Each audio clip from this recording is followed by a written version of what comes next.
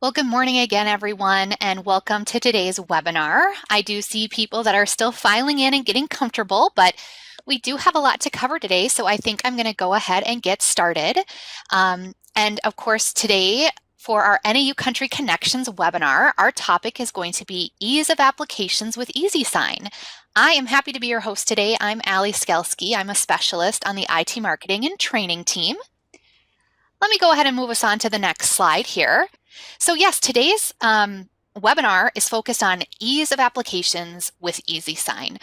So we're going to be walking through a series of different application scenarios and of course walking all the way through the signing process.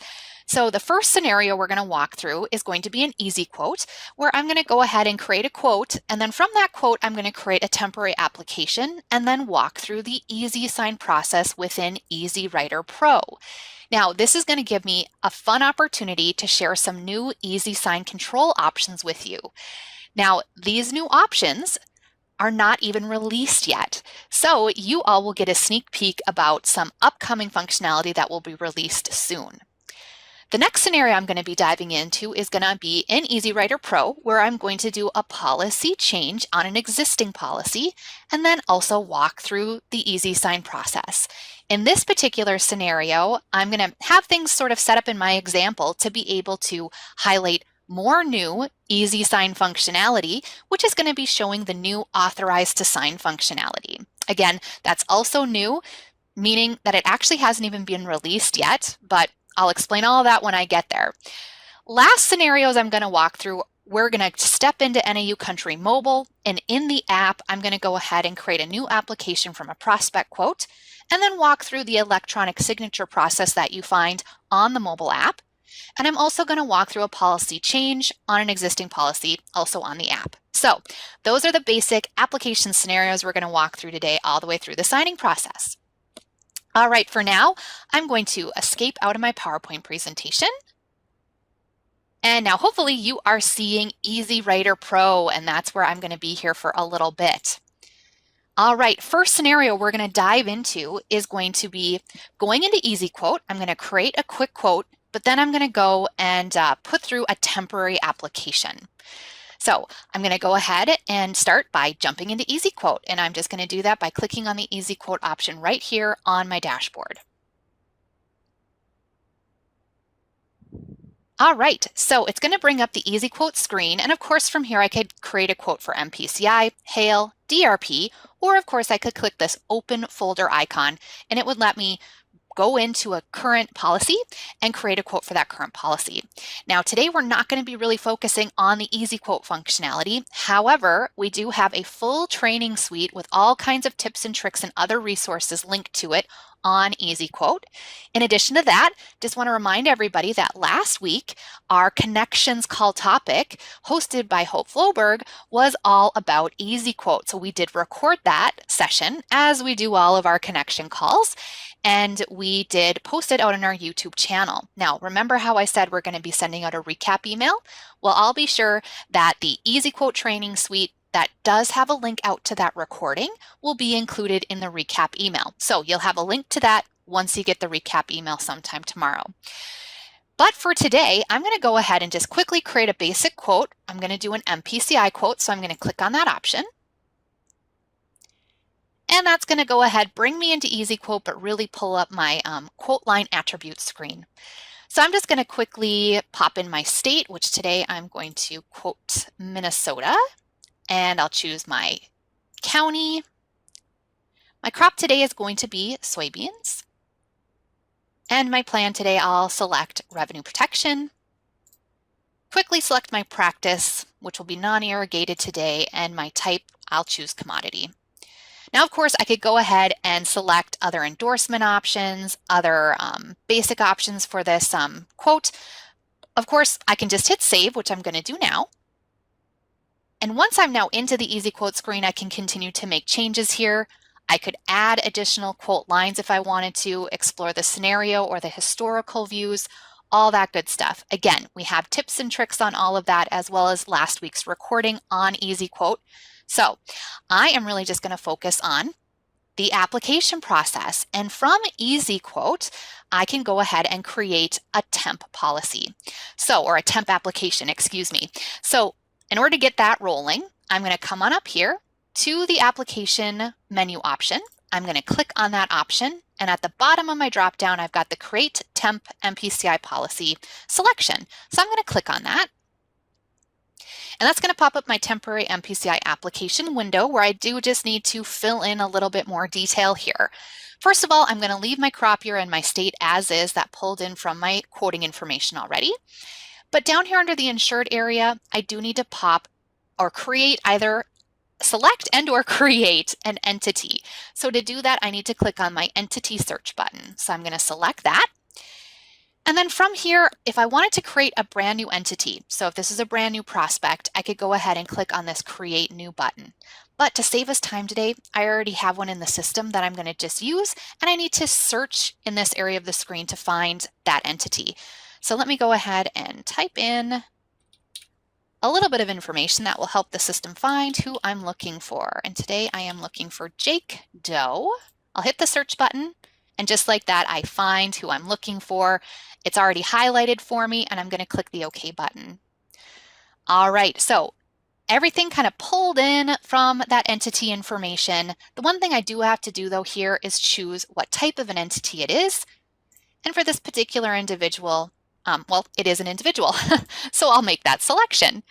All right, over here on the right-hand side of the screen, I do have to put in my agency information. So I'm going to put in my agency code here. All right, that pulls down for me, and then I am going to select my agent. And today I'm going to select Harold. All right, last but not least, I am going to do under application data, I'm going to say the applicant is at least 18 years old. Great. And now I'm ready to come on down here and click the Apply button.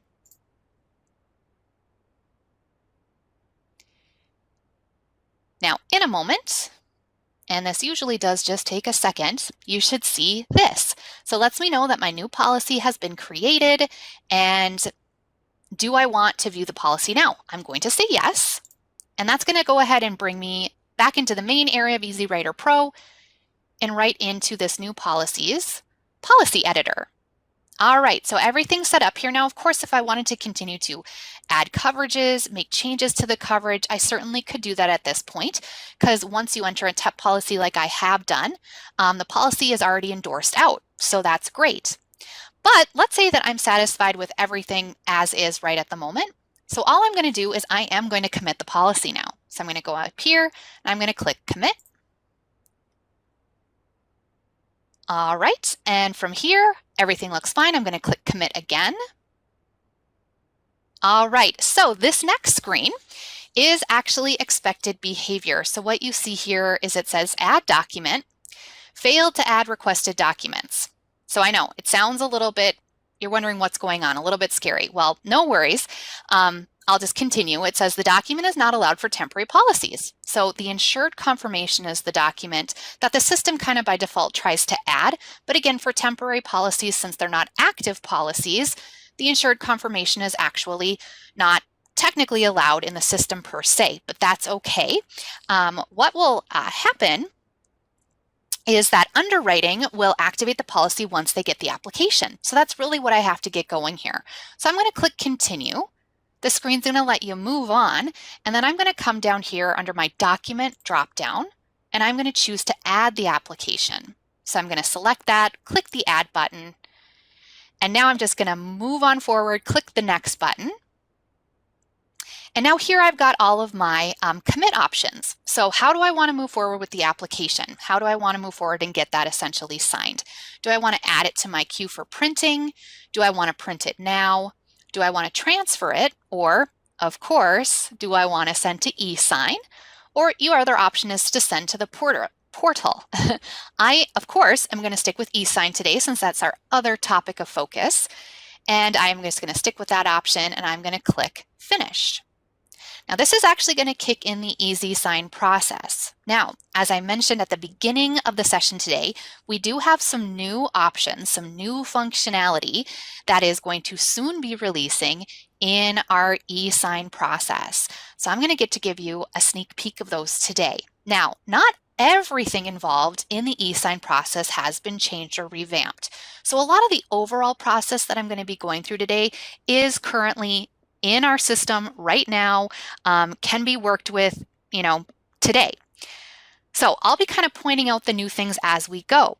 One new thing is actually the name. What we previously have been calling and what you will currently, I guess, see branded in EASYwriter Pro is that what we're now calling EASYsign was or currently called eSign. So again, the new naming convention for this functionality is called EASYsign. So once this new functionality officially releases, you will notice that the branding of it in the various windows where you're working with EASYsign will indeed be branded with that name. Now, besides just the name, yes, other things are going to release as well, and you're probably wondering, when is this great new functionality releasing? All right, so currently this new functionality I will be showing you here in this section of the training is tentatively, and I say tentatively, right, because sometimes things shift, but tentatively it is looking good and is scheduled to be released next week in our next major release, which is happening on the evening of February 17th. So that's a week from today. All right, so let me go ahead and kind of work through the process here. Again, I'll point out new things as I go. All right, so here you can see that I have got two what we call signers here. So basically the people that typically need to sign documents of this type. So here you can see I've got my insured listed here, Jake Doe, and then I've got my agent listed here as well. Now, this is not new. When you get into this screen, it's important if you see these red exclamation marks to address them. Typically, it indicates that an email is not listed for the signer and/or maybe an email address or a cell phone. So, sorry, email or cell phone. Both of those are required elements to work through the full e-sign process. So if you see red exclamation marks here, definitely address them. The other thing that you can do here as well is you could also see if there's other contacts available to add, or you also can create new contacts on the fly if somebody is not pulling up here that needs to sign these documents. Now in my case, everything's looking good in terms of who needs to sign. They're listed here, but I need to address my issues with the red exclamation marks. So for signers that are listed on the screen, to actually see or edit their information, you need to click this pencil icon. And for Jake Doe, my insured, it looks like he needs both an email and a cell phone number. So I'm going to go ahead and put one in here.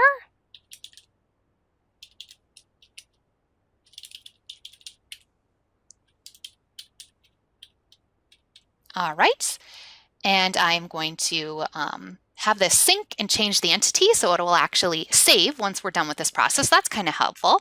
So I'm going to say okay, and then now it looks like my agent needs something here. So I'm going to click again the green pencil icon, and it looks like they need a cell number. All right, so let me pop that in for them.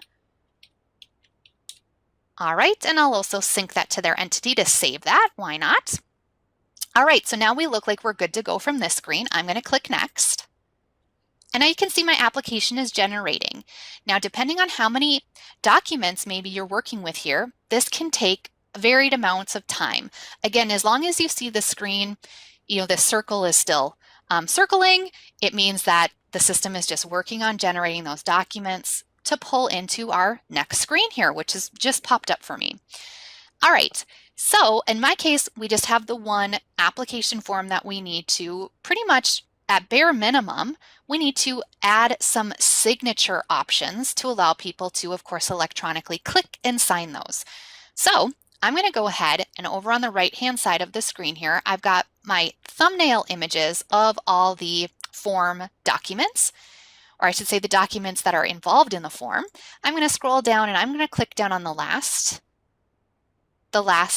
form, which is page number 4, and scroll down here, and now I can see exactly where both my insured has to sign as well as myself, maybe as the agent.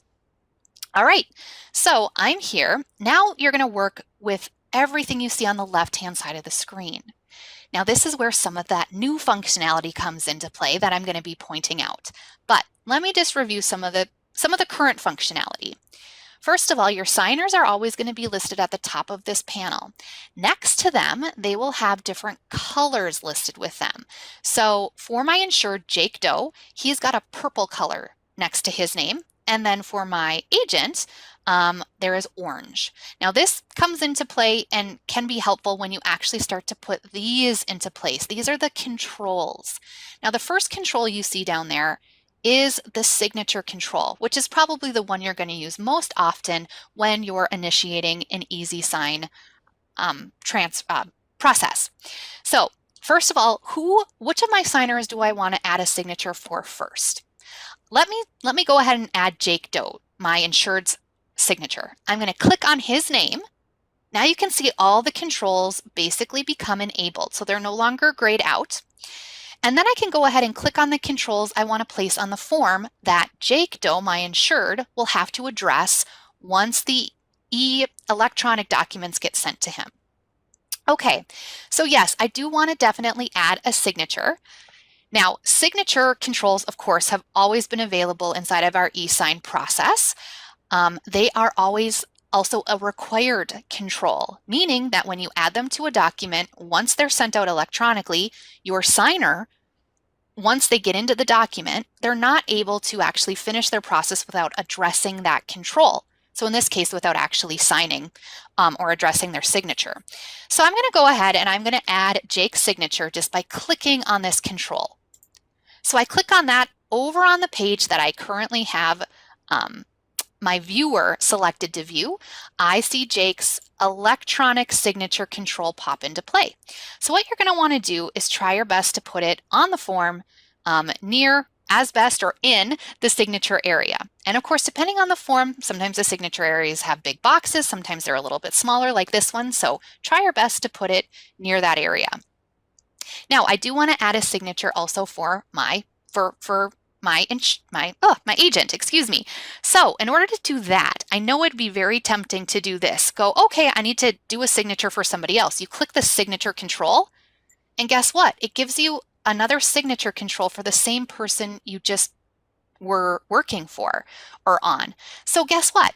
That happens actually a lot. And this is where the color coding functionality can be very helpful visually. So again, Jake Doe over here has this purple color next to him. Any control you put down, like the signature control, is going to be in that purple shade.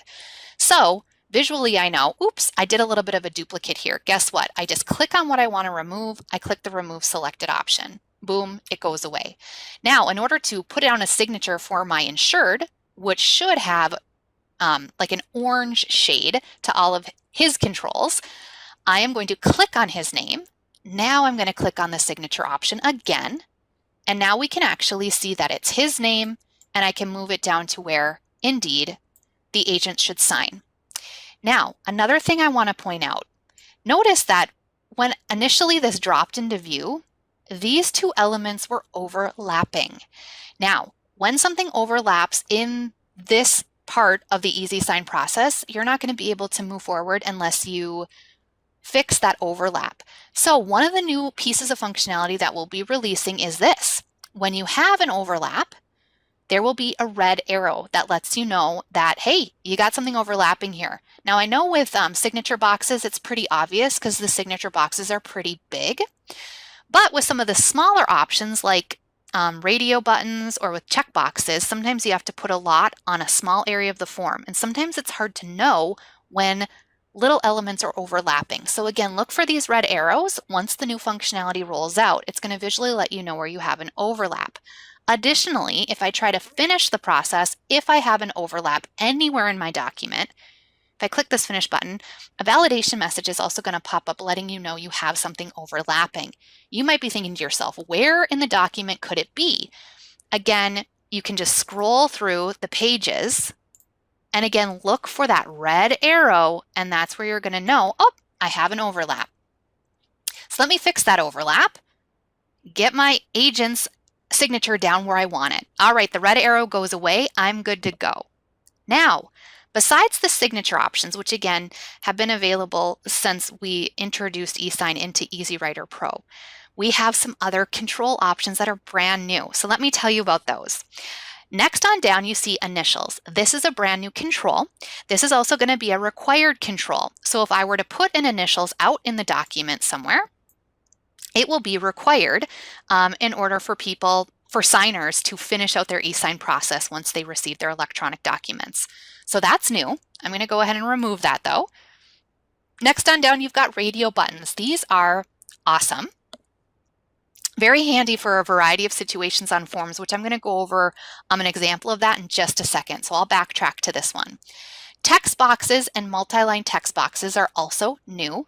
These, by the way, are optional. So if you use them, for example, let me go up here to my page number 3 here of my form. See how I've got a remarks area? Maybe I want to go ahead and put in a multi-text box to allow my insured to put in remarks if he would like to.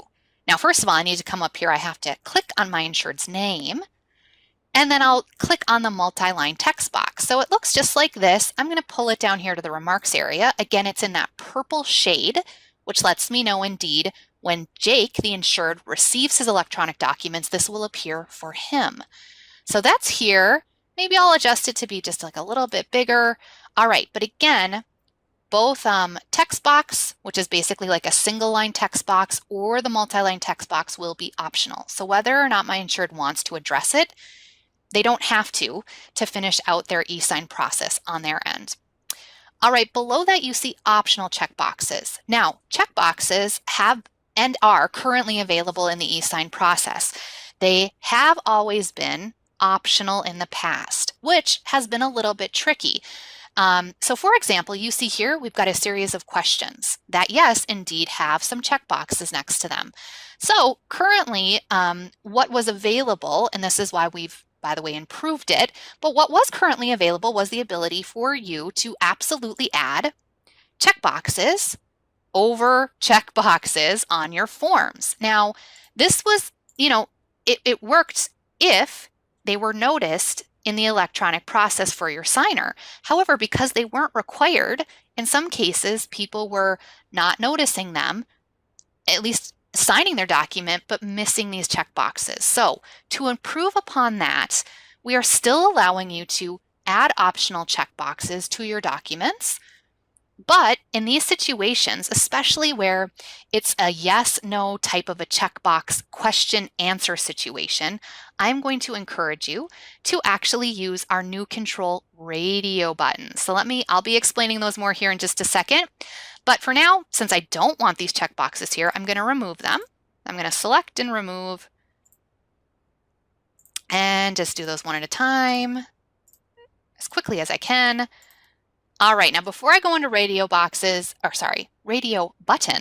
we also have a required checkbox available now. This is also going to be new, and obviously, since it is required, they will indeed also be required on a form. So again, I want to kind of tell you what you might be tempted to do, but what you shouldn't do once this new functionality rolls out. With required checkboxes, again, in this situation on the form, you might be tempted to go, oh, I'm going to make these required. Now, yes, they're marked with an exclamation mark. They do stand out on the electronic form once it gets sent to your signers. However, because both of them are required, your signers will be forced to check off both of them. And in this situation, essentially answering yes and no to the same question.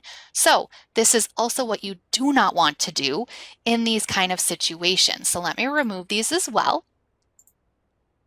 And I have a collision because I accidentally added an extra one here. Let me just remove those and that'll get rid of the collision. All right, there we go. What I'm going to now work with is my radio buttons. Now, with radio buttons, they are by default always going to be in a group. Now, you can have groups of radio buttons anywhere from 2 up to 8. 2 will be the default. So in this situation where there is basically 2 answers or 2 options for people to answer, or of course it could be more. It could be all the way up to 8, but in this case I've got 2. Radio button groups will allow you to put down the number of radio buttons in your group, and then 1 radio button in the group will be required. So in this case, it's perfect for this situation because when the electronic is sent off to your signers, it will require them to, of course, select one of these 2 in this group, and that's it. So it really solves the issue. Now, let me go over a couple of other, kind of tips about working with radio button groups. First of all, I'll come down here. I'm going to actually fill in all of these, but let me just come down here where it's less crowded. Now, if I click 1 here, I want to point out over here that the group is listed as 2, and right now it says, hey, you've got a remainder of 1, meaning that in my group, I've put 1 on my form, but I still have 1 remaining. Now let's say that I get distracted and I forget that I'm in the middle of putting a radio button group together, and I go to try to add something else, like a text box. Hey, it's going to give you a warning message, and it's going to say, hey, you have an incomplete radio button group. Do you want to place both radio buttons?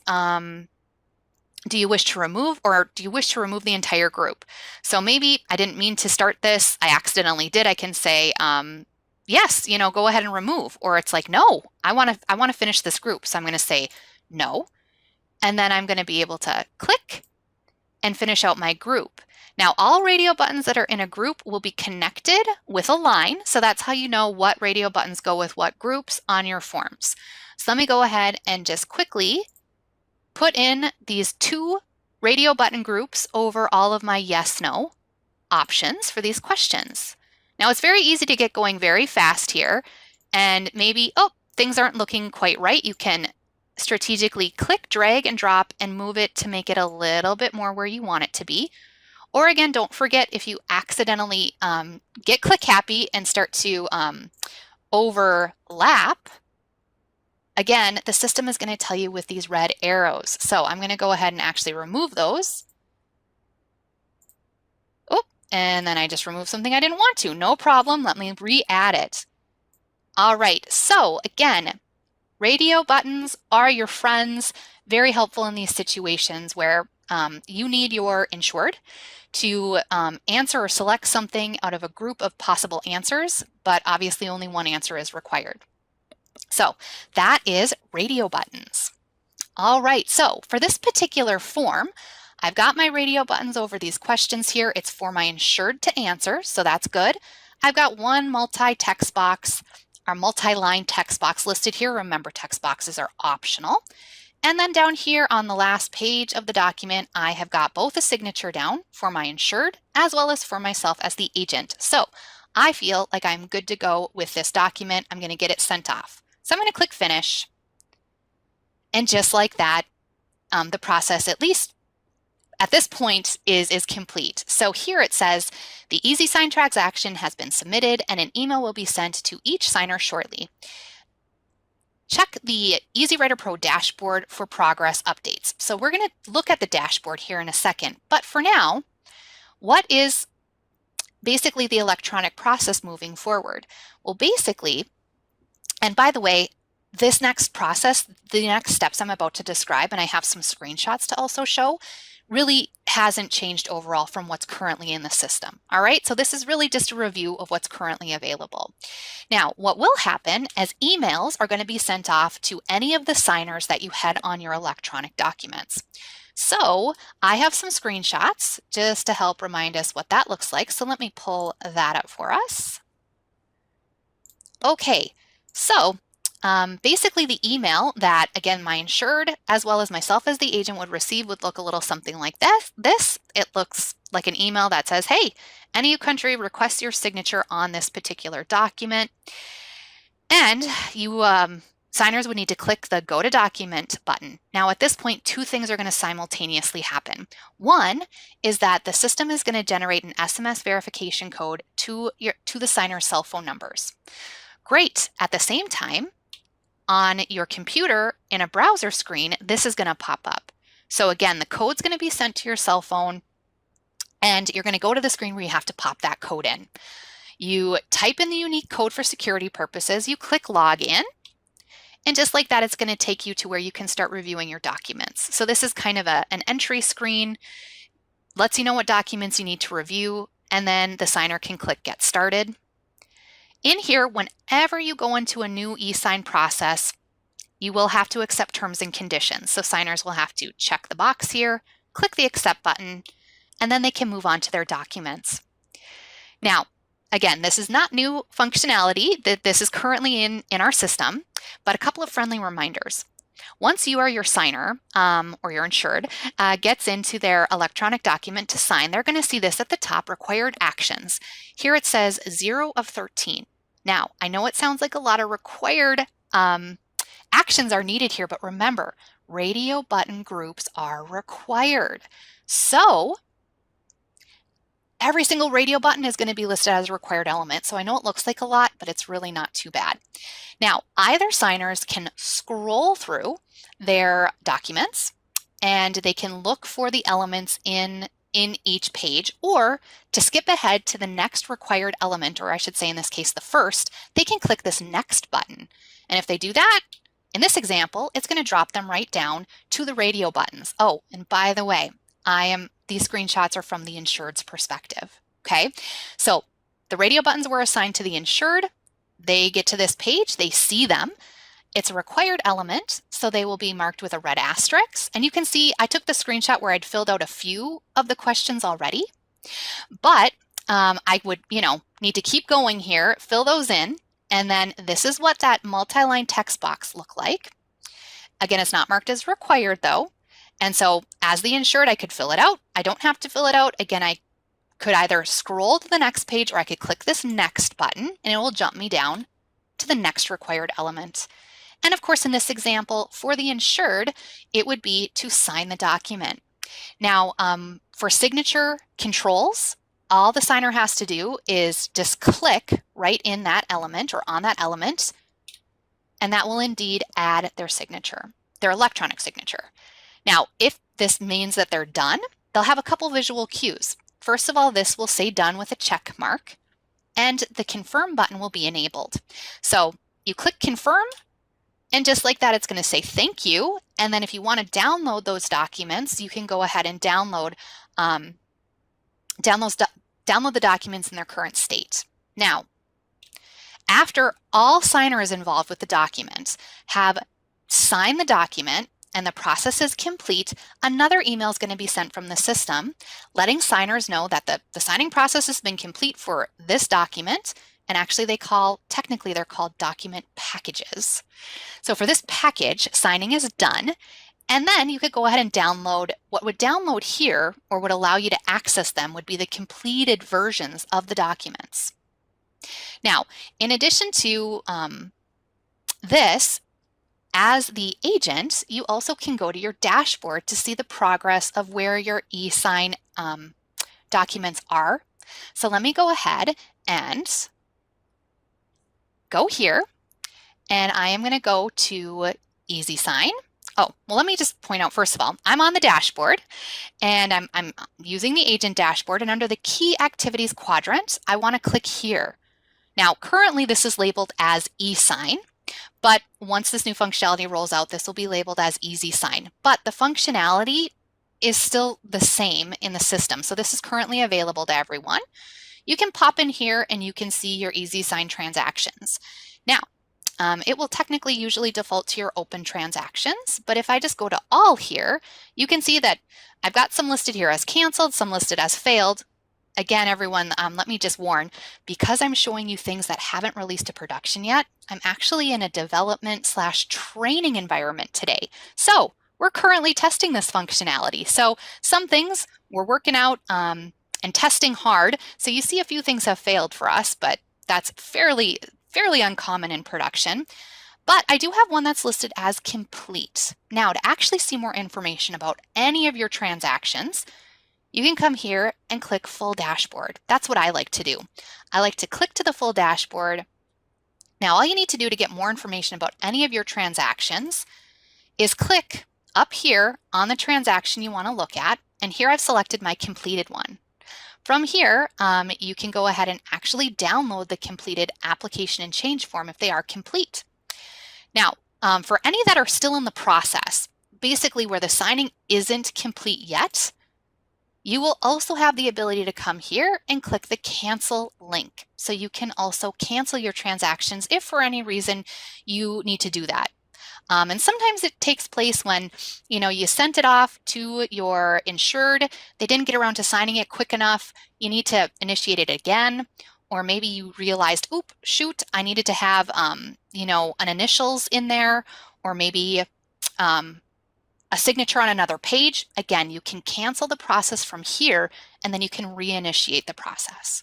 So again, all helpful things, and we'll kind of come back to this in a second after my next example. But that does bring me finally to my next scenario that I want to walk through. So what we just went through was creating a temporary application from an EasyQuote quote. But now let's go over what the process is like to do a policy change for an existing policy. And then also more quickly, we'll go through the EASYsign process this time around. All right, now I already have a policy up and ready to go here. Obviously, it's an existing policy, and I need to make a change here for my insured.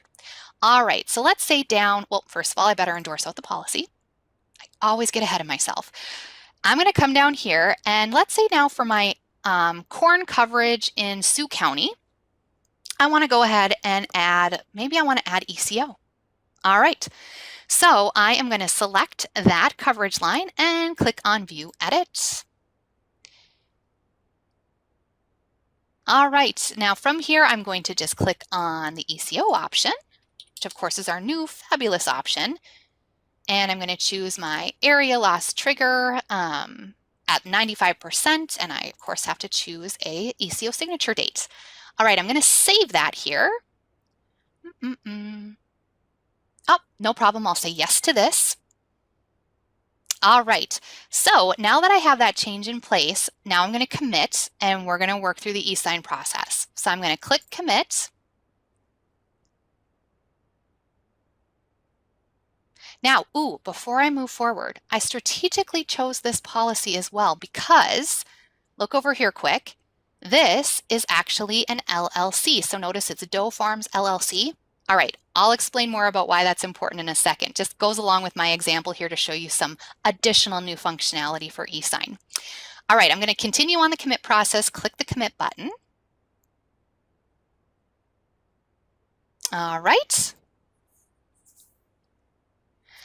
All right, so now what we're going to see here by default in terms of doing an application change is the insured confirmation will pull in here. Now, because I intend to push my documents through the EASYsign process to get signed, since the insured confirmation really doesn't need to be signed, I'm going to remove it. But what I am going to add here is the application and change form. This has to get signed, so again, it's perfect for EASYsign. I'm going to click Next.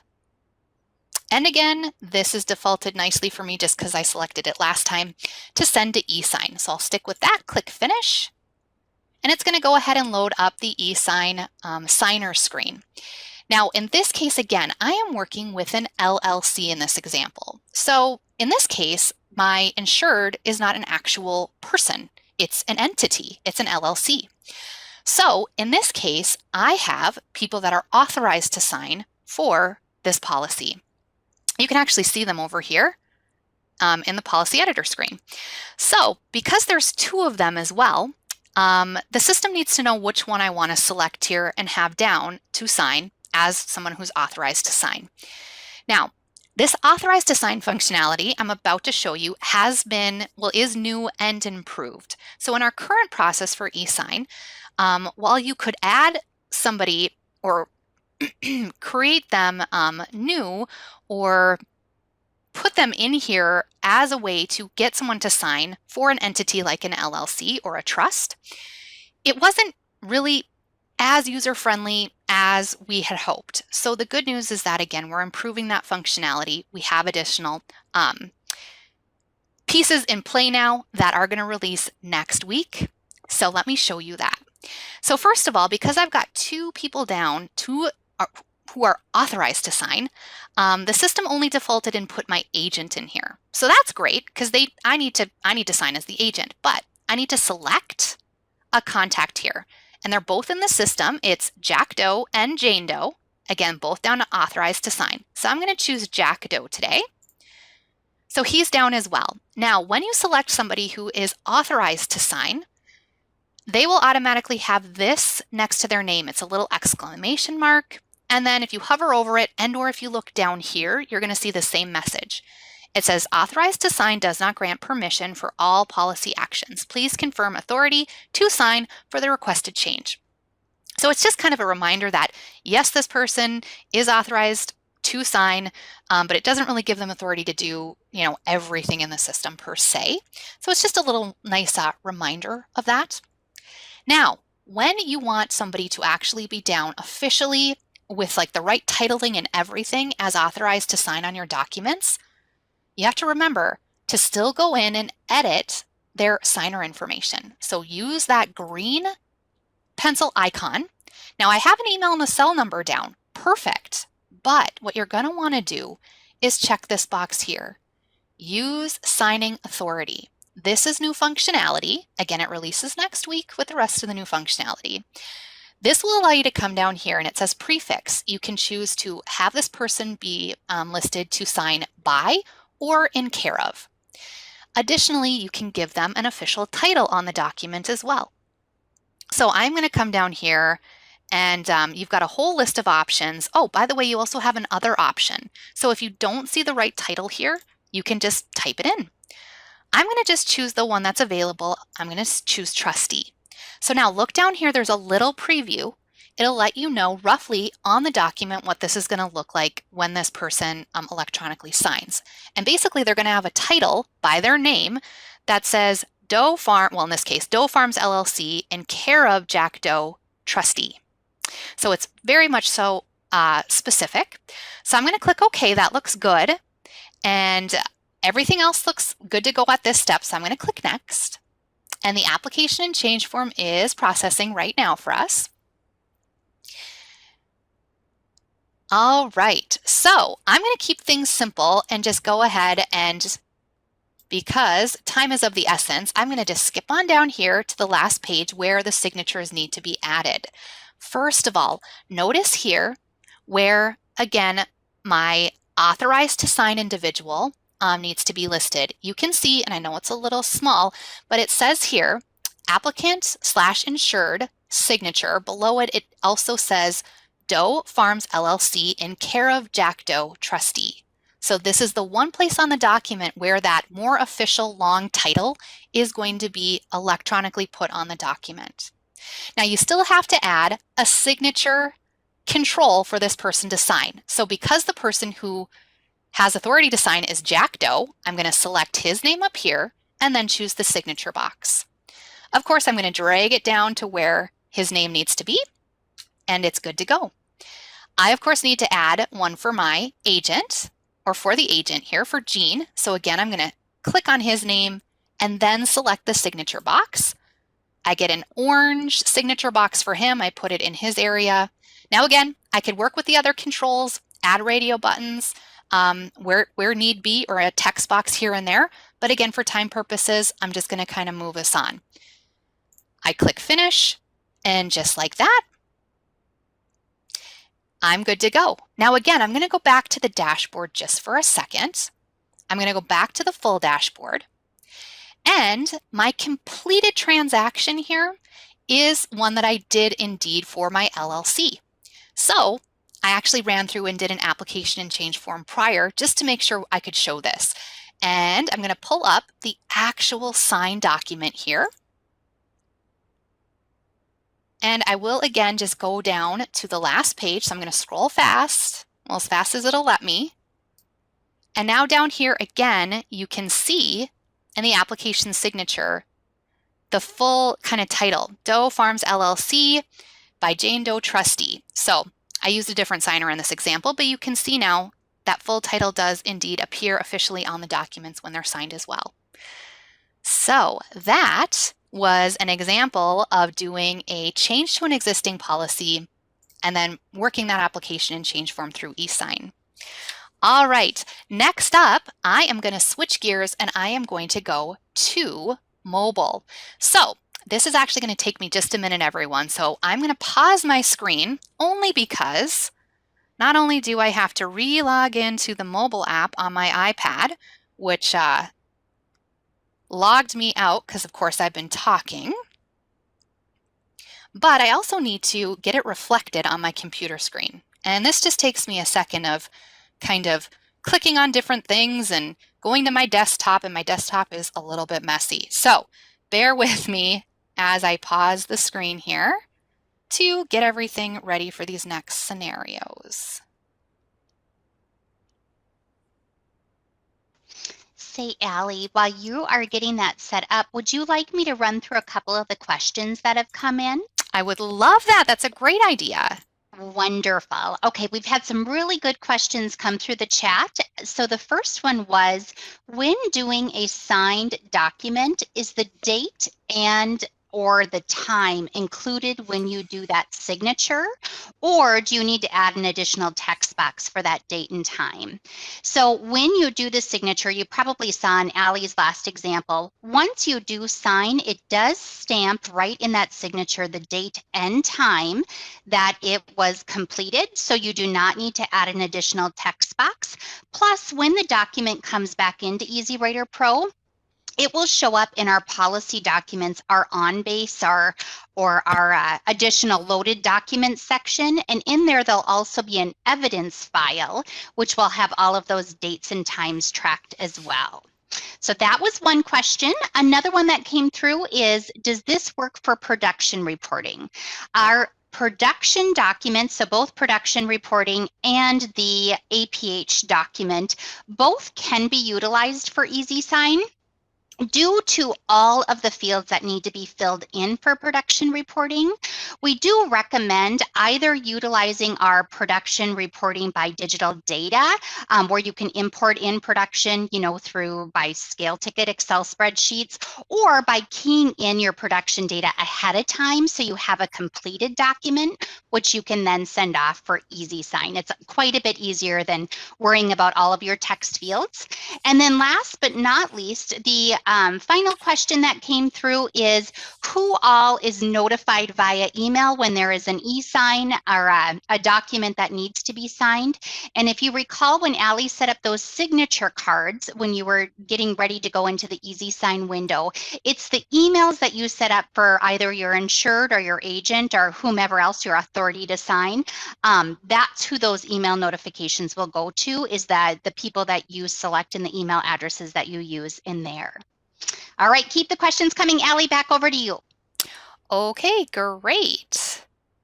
All right, now hopefully, I'm going to make sure I unpause my screen. Okay, I did.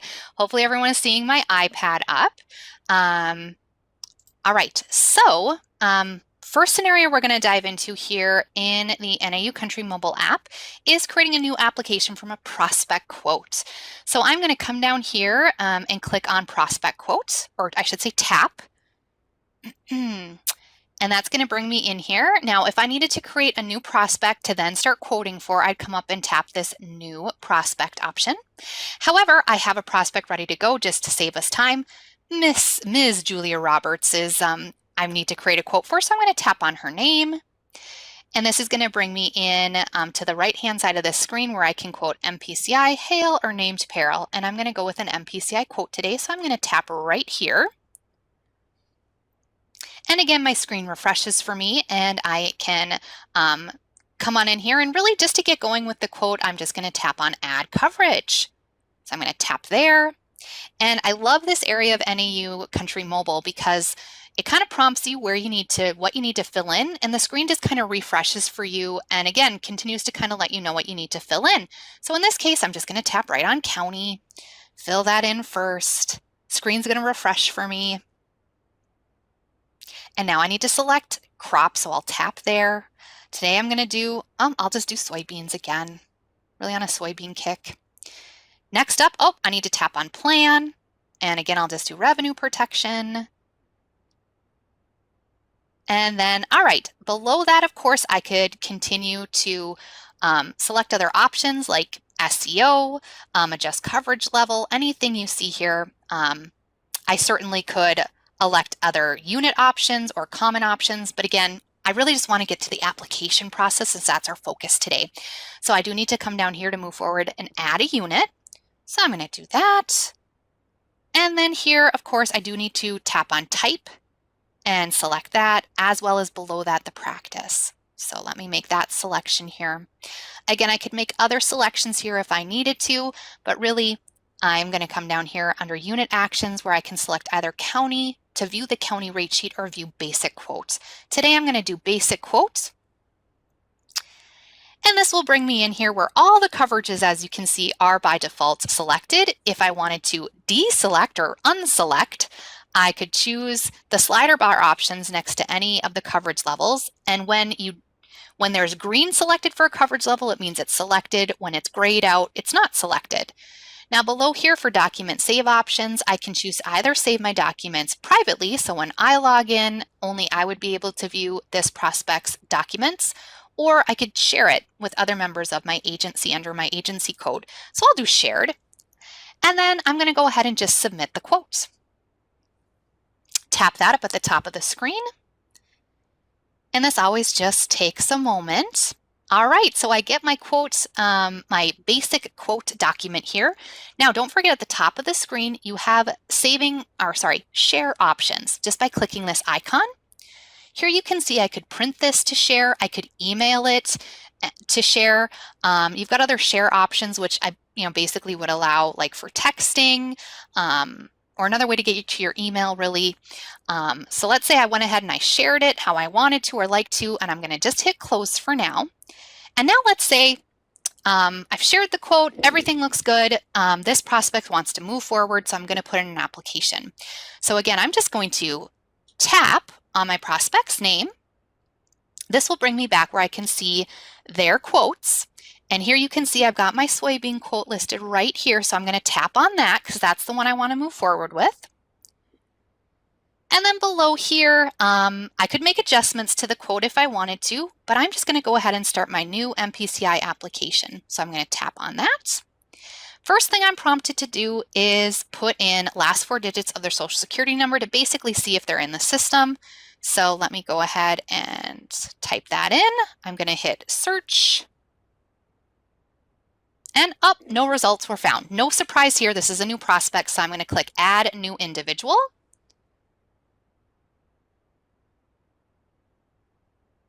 And this always just takes a second to load as well.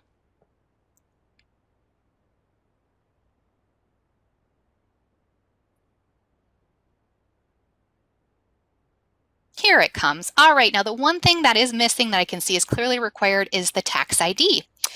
So I need to go ahead and type that in here. And one more time.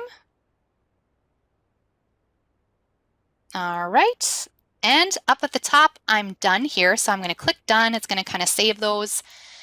And then if I'm complete, I can actually just click complete. Now, over on the left-hand side of the screen, though, there are certainly things that you can continue to look at before you actually move forward with the application.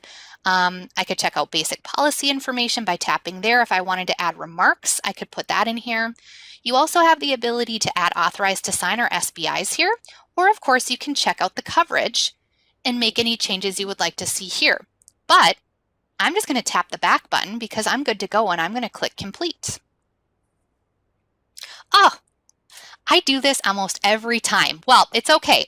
If it happens to me, it might happen to some of you as well. I always forget to add the agent in these situations. I'm going to click OK, and I just need to go on down here to the policy information.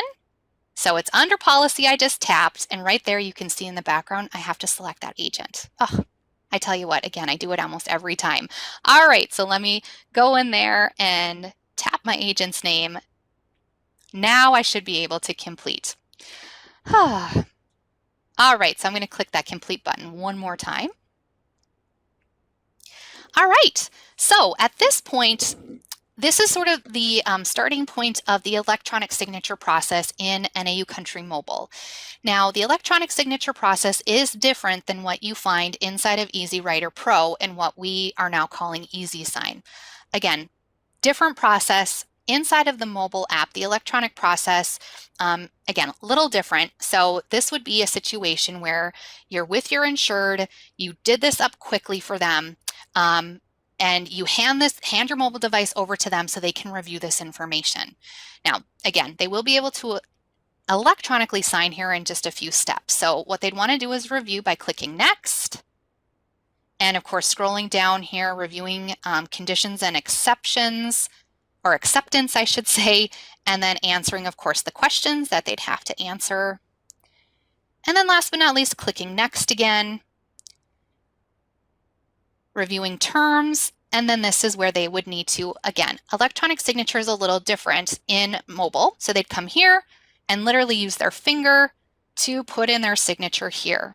Then they'd hand you back your iPad or your mobile device, and then you've got your agent signature here. I sign that, and then you go up to the top of the screen and hit submit.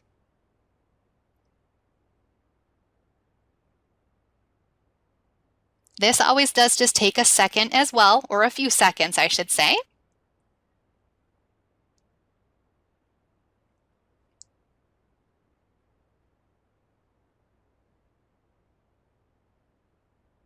And I will admit, on the mobile device, I'm in our demo system. So sometimes it just takes a little longer. So again, they can review the information. You also can choose the sharing options. So right then and there, you can go ahead and print or email to them and share away. All right, now I know we're getting close to the end of time, but I promise one more scenario, and I'll just quickly start it off and kind of show you the process, which is how you can do a change for an existing policy on the mobile app. So I am going to go to an existing policy by clicking on my farmer icon at the bottom of the screen. And today I'm going to be making a quick change for Mr. Ben Affleck. So I'm going to just tap on his name. And his policy information will pull up here in just a moment. And from here, I just need to tap on the policy I need to make the change for.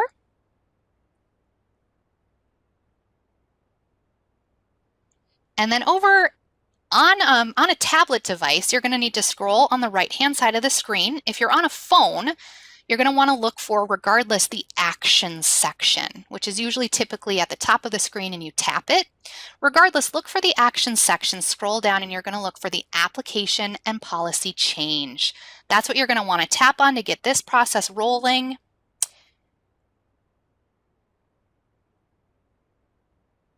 And as soon as I get in here, I'll just make a quick change, and that pretty much executes the process again of where you get your documents that pull up, and you can basically present it to your insured to go ahead and do that electronic signature. Now here, since I want to make a change, I'm going to go into existing coverages. And of course I could add something here, but let's say I just need to make a change on the corn coverage. So I tap on that. And let's say that I want to enable SEO coverage. All right, I go ahead and make that change, click done. A little green number 1 is going to appear where you made your change. I'm going to click just the back button here. And then all I need to do is click the complete button. And then again, that same process we just went over would start where you hand your mobile device over to the insured, have them click through, review everything, and do that electronic signature. So, oh, shoot, I see I kept us for 1 minute over. Now, if there was additional questions that came in, I'm going to check the chat panel. So if anybody privately chatted a question to me, I can take a peek at that quick if you have time. Stick around. And as well, I'll also check in with Hope to see if she's got anything to add as well.